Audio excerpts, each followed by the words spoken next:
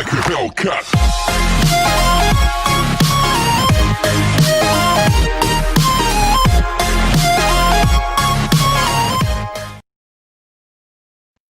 Mama 2 Crazy 5. This is what I'm going to be using today. I have my Virgo and Gem base coat, my Revel activator, my Revel finish gel or top, and my Sky Seal Protect, which is another activator. So I also have my nail striping tape. I'm doing a line mani today, and I have my double dipped clear as my top coat, or my encapsulation, I'm sorry, and my nail wipe gel top coat. So I did already apply 2 layers of UNT Peel Off base coat to my ring finger and my middle finger, and I have gone ahead and dipped all my other fingers as well. Today I'm using Cosmic and Calavera, both by Dipalicious. Calavera is a thermo changing solid. It's beautiful. And Cosmic is a chameleon dip, and it's gorgeous. So I'm going to go in with my Virgo and Gem base here. So this video actually came highly requested after I posted a picture of my mani in the Sparkling Co. Facebook group.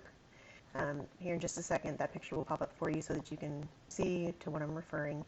But after I posted that, it came highly requested that I record a how-to video, show everybody how I accomplished that, because it is a very orthodox and unorthodox design. So here's that mani for you right here.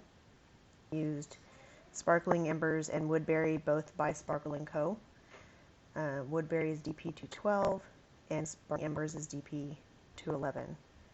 So I may have those backwards, I'm not 100% sure. I don't really use Sparkling Co. often, so that's one of the reasons why I opted to use Dipalicious during this video, because I very rarely ever use Sparkling Co. I just personally, I don't like the way that they run their Facebook page. The company, it was not a problem, but the issues that I did have with the Facebook page just over this one post that I posted in there, it caused an issue for me to stray. So, but that's neither here nor there. So I do go through, and I'm using there's a reason why I have 2 activators and 2 base / top coats, I guess. But we'll get into that here in just a minute. I did do 2 layers of, I wasn't paying attention if it was 1 or 2 layers of Calavera on my ring, and then I'm going to go through and to do a layer or 2 also of Cosmic on my middle here, and then we'll just take it from there.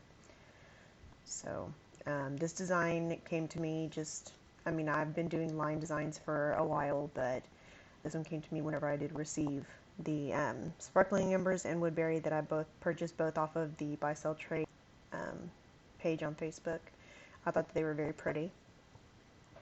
I did want to use them, and whenever I did receive them, I thought that they would make a good pair for the line design that I had in mind. So we will be using the nail striping tape for that as well. And I do dust away from my table whenever I'm working with flakes, because I'm not sure if you're familiar with working with flakes, but they do tend to get everywhere. They're beautiful, but you know, your life gets covered in them for like ever. So I do dust away from myself and away from my table whenever I am working with flakes. So I did apparently 2 layers of Cavalera on my ring finger, and now 2 layers of Cosmic on my middle finger.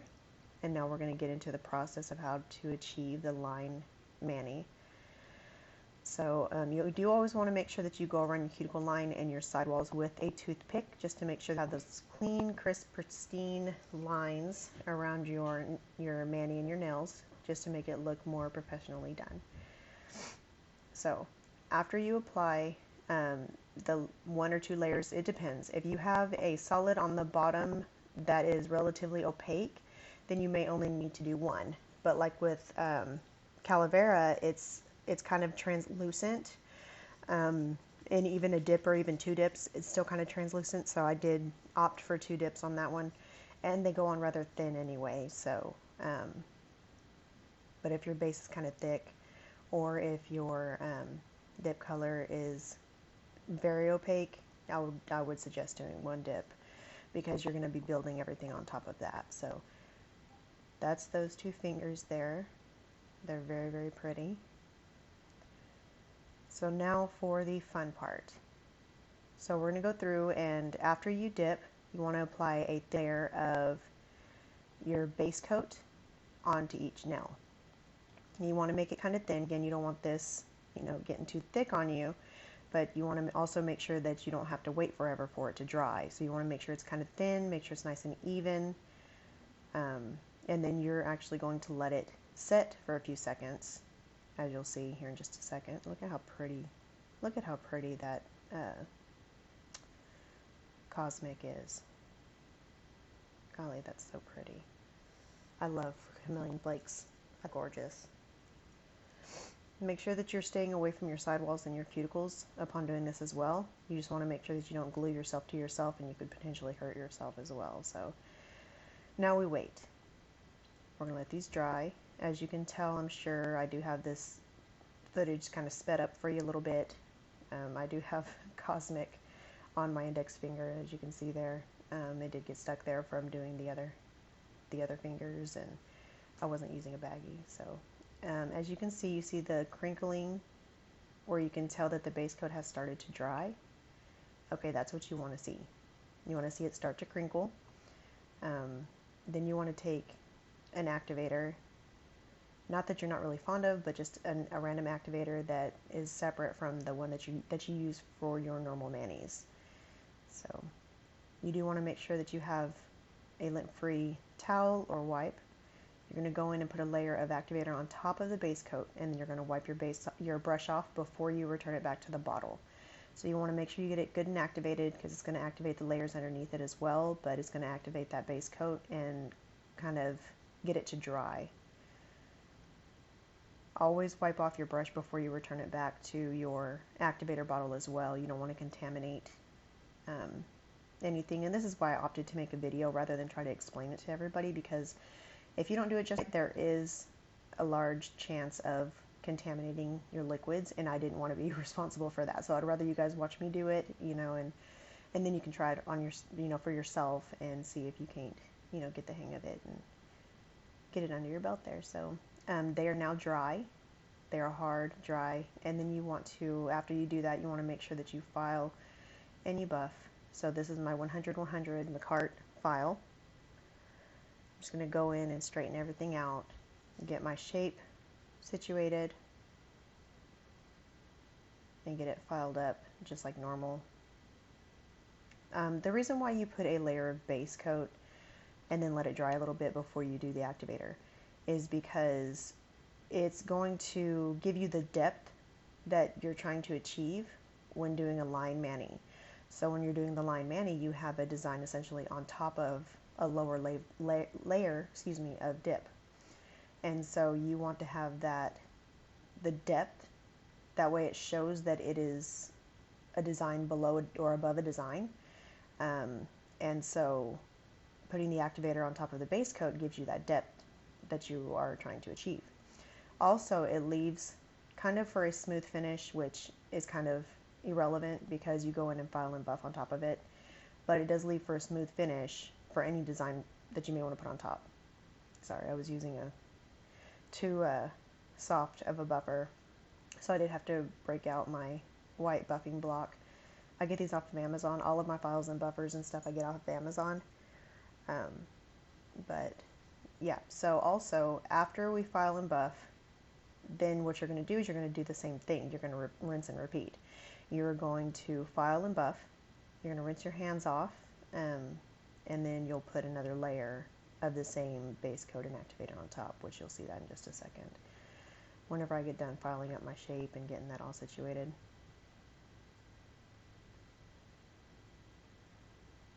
I don't know why I reached for that buffer again. It's too soft. As you can see, it's kind of worn out, so I guess I like making too much work for myself. And there we are with the rough one.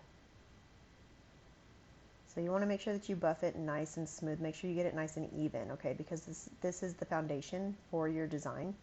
And what you build on top of this, I mean, there's not going to be much that you can do for your foundation after you put everything on top of it. So you're going to want to make sure that you file and buff it the way that you want it now to avoid having any unnecessary bulkiness or unevenness after applying your the top to your foundation. Okay. So I'm going to go off and I'm going to dust my hands off really well, and then I'm going to end up washing my hands.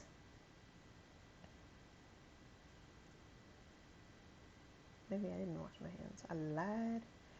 Apologies. So I'm going to go through, this is the finish gel, but I use, I hate Revel finish gel. I just do. You know, I always have to bust out the tools to get this damn bottle open. But I'm using this as a base, only because it's not my favorite, and it's already kind of not in great shape. So if it gets contaminated, I really don't care. That's what I would suggest. So as you saw, I did put my towel back down, and I'm going to go through, and because there has been activator placed on these nails, of course we know that if you put a layer of base or a top on top, it's going to dry rather quickly. So that's okay. Okay, because what we're trying to do, we're going to put a thin layer of this on top, and it does not have to be finished gel. It can be base coat. Normally I use base coat, but I used this on this day because, well, I just don't care. As you saw, I did wipe off my brush before returning it back to the bottle, which seems pointless because it still gets contaminated either way. But nevertheless, it's a good habit to have, so I try to prevent contamination as best I can. As you can, I cannot stand that finish gel. Sorry. Sorry, not sorry. I just can't.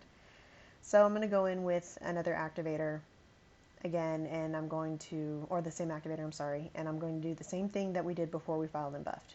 We are going to activate the base coat that we put down to get it hardened and to give that depth that we are trying to achieve whenever we're putting the design on top. So it's nice and smooth. It's been filed and buffed. It's in the shape that I want it to be. So we're going to flip our towel over. There we go. And then comes the fun part. Not so fun. Nail striping tape, we have a love-hate relationship, we do. It works when it wants to.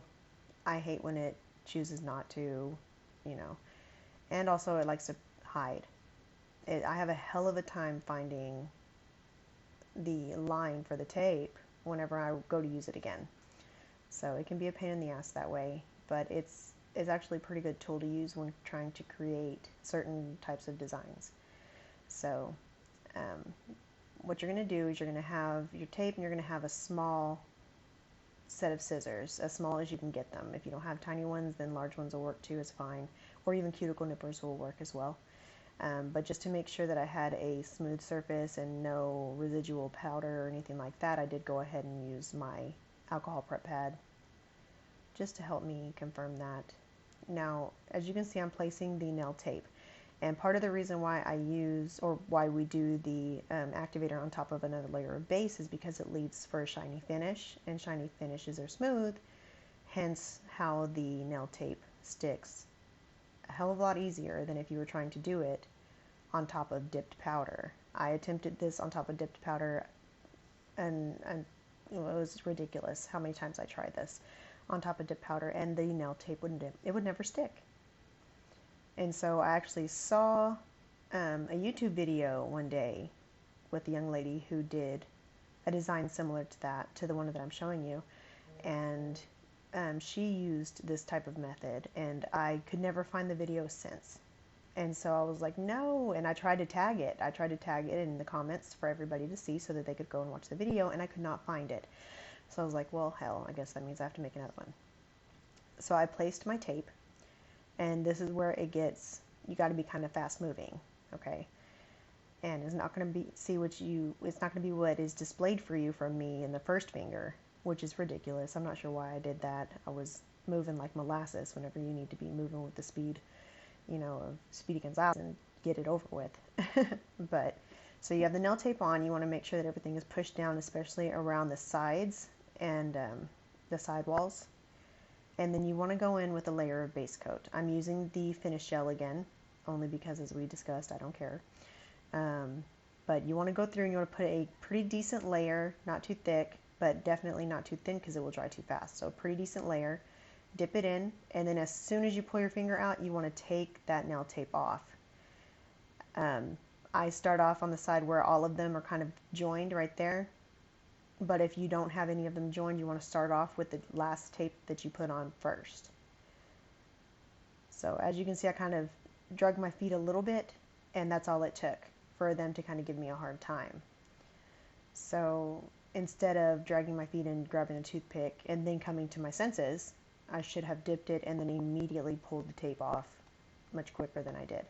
So because of that, I'm going in with one of my cuticle pushers. It's a flat edge cuticle pusher, and I'm just kind of helping the lines, because since the tape was there and then pulled up, some dip has dried, but it has not dried down on the nail where the tape was previously. So I'm just redefining some of the lines, and you've got to be very careful when you do this. I'm not sure if you have a cuticle pusher like that or not, but if you do, they are rather sharp. So the parts that are sticking up, I'm just going in with nippers, and I'm just nipping off the points that are sticking up and making sure that I have those defined lines there. As you saw, I did use, of course, my cupcake liner. It makes it easy to lay your finger into whenever you have nail tape on, because if you try to dip your finger into a container with nail tape on it, well, that's just setting yourself up for a huge mess. So I'm taking my glass file to the lines, trying to make them even more defined. It was kind of giving me a hard time this time, but it was of my own doing. So make sure that you're rather quick when doing this, and you'll see it with the next finger as well. I wicker, and it gives me a little bit of an easier time.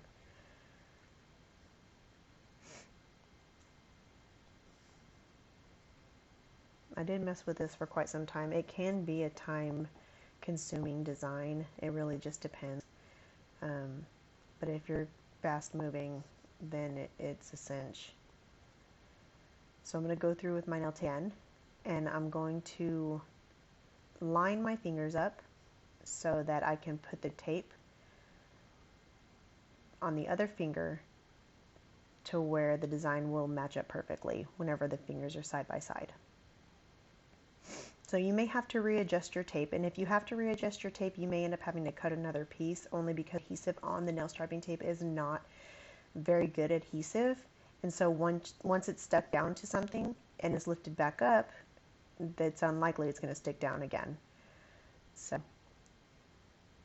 now I'm just placing them to where they'll match up and correspond with, or they'll match up with the corresponding finger whenever they're side by side.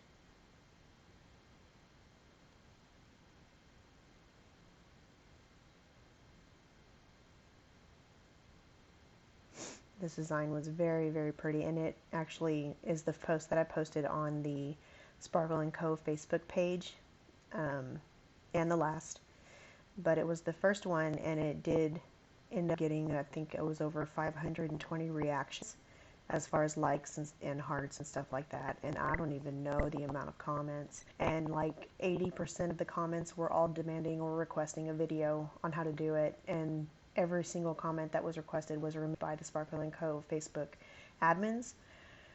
So, which I didn't understand, because I was using their product, you know, but they didn't want anybody to receive my YouTube channel link, I guess. So they ended up taking them down, which inevitably led to me removing myself from the group.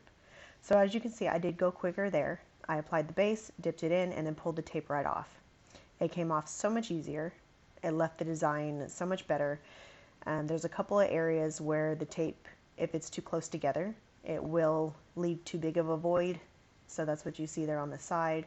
But I will remedy that, and I'll show you how I remedy that as well, which is a lot easier to do, because after you've put a layer of base down on top of an activated nail and it has had its chance to do its quick dry thing, the next layer after that is not so quick drying, and it dries with normal timing, as if you were doing a normal, dip application. So I'm going through with my cuticle nippers and my glass file to these lines as well, just to give them, I'm just trying to give them a little bit more definition. They need to be separated a little bit more. I'm doing that as well, because we do want to make sure that the color beneath it can be seen rather clearly. That's the whole point of the design, is to be a design on top of a base color. So I'm getting my normal base coat out. I'm not worried about contaminating it now. And I've got my Calavera, which I put on top of Cosmic for this finger. And I'm taking my toothpick. You can use a dotting tool, you can use the straight edge of a cuticle pusher, and I know I'm out of frame, but I just placed dip base in an area where it needed a little bit of more coverage, where the lines met on the side of the finger.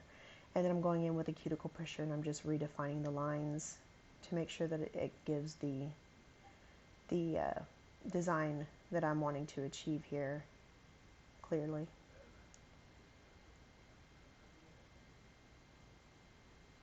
There we go. There's my patch job there. It's a little lumpy, and I attempt to take most of it off with cuticle nippers, which it's not too bad. But after this, we go through and we're actually going to clear cap. So it can be taken care of, once we clear cap. But I'm just a little bit, too particular, so I like to make sure that things look the way that I'd like for them to look before I move on to the next step. So that's why I keep checking them and attempting with them. So now we're going to go through, we're going to clear cap. I've got my double dipped clear. It's the clearest of all the clear in Clearland. I love my double dipped. She has it in stock right now, which is awesome. So you guys should definitely grab some while it's in stock, because normally it is out of stock and sold out. So it can be hard to grab. I did grab a big tub of it this time though.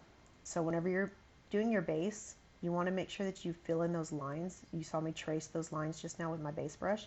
You want to make sure that the base seeps into those lines and is able to fill those voids up nicely, in addition to covering the entire nail as well. So I dip them and then I go around my cuticle line with the toothpick, again for the crisp, clean lines. And you're going to see me trace these lines as well, just to make sure that the dip base does seep into them.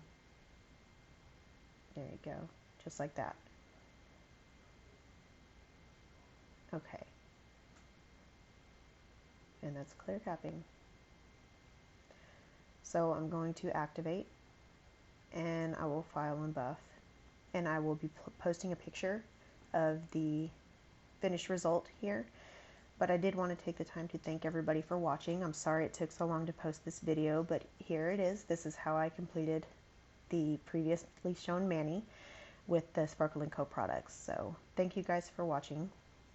If you have any questions, please leave a question in the comment. I'm very reactive or interactive. Be more than happy to answer it. And don't forget to like, comment, and subscribe. It does help me out. And I will be posting more videos soon, I promise. Thank you guys for watching. And hey, don't forget to create something beautiful.